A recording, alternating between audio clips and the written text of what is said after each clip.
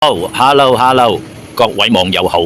咁咧今日重陽節啦、節日啦、假期咧，咁我哋同阿鮑魚仔好悠閒啦，想好似以前咁啊，開下直播吹下水啊咁啊。阿鮑魚仔啲好多粉絲寶寶都跑光啦。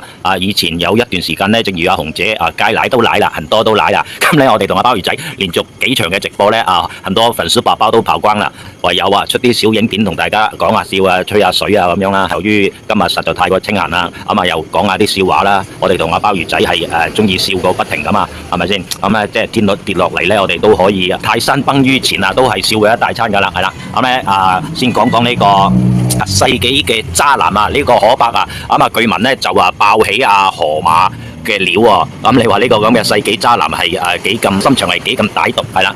即係咧河馬只係一隻蠢嘅傻馬。咁咧呢隻癲馬狂龍浴血雙案咧。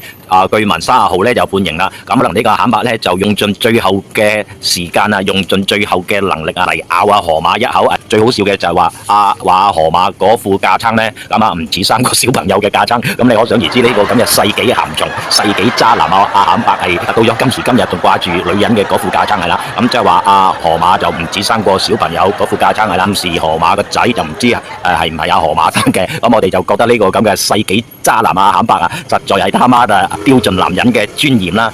尤其佢到咗今時今日仲掛住女人嘅嗰副架撐啦咁樣。我哋係回憶起之前講過有關於坦白嘅一啲創作嘅笑話故事係啦。咁我哋嘅笑話就係話可伯咁就識咗河馬之後，諗住翻屋企同啲仔女商量揾個老婆啦咁樣。仔女當然係問老豆對個老豆講係設計笑話嚟嘅，係之前講過噶啦。咁我哋趁住呢個咁嘅坦白過幾日又要面對呢個鐵槍生涯啊嘛。我哋就係喺度估計坦白會唔會要求呢個法官大人，喂法官大人可唔可以安排我同我老婆仔混埋一個倉呢？咁啲廁紙可以安排多一啲，配多一啲俾我啦。我一晚有5次嘅重新大運動。咁睇下法官大人肯唔肯滿足佢嘅要求啦。咁睇嚟呢個可伯呢就唔會向法官大人提出呢個要求啦。因為呢就據聞呢個世紀鹹蟲就網台爆料爆河馬嘅好多黑歷史出嚟啦咁樣。